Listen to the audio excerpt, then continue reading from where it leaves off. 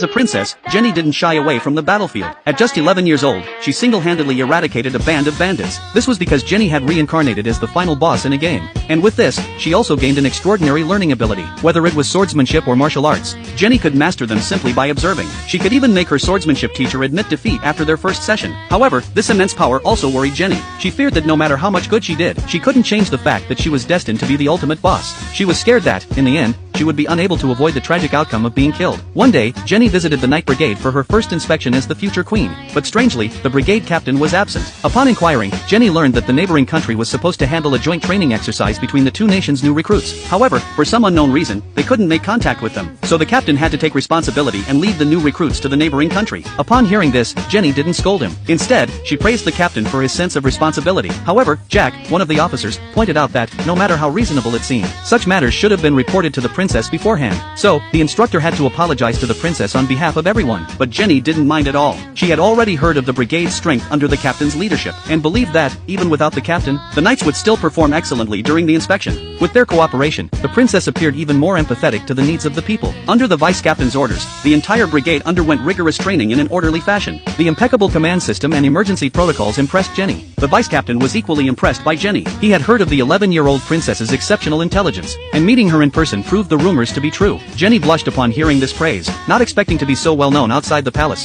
However, at that moment, a guard brought in bad news. The brigade captain and the new recruits had been ambushed on the road. This situation required the vice-captain to immediately convene a strategy meeting. The vice-captain planned to escort the princess back to the palace first, but before he could speak, Jenny firmly refused. She wanted to witness firsthand how the Night Brigade would resolve the crisis. Little did she know, this decision would soon place her life in danger.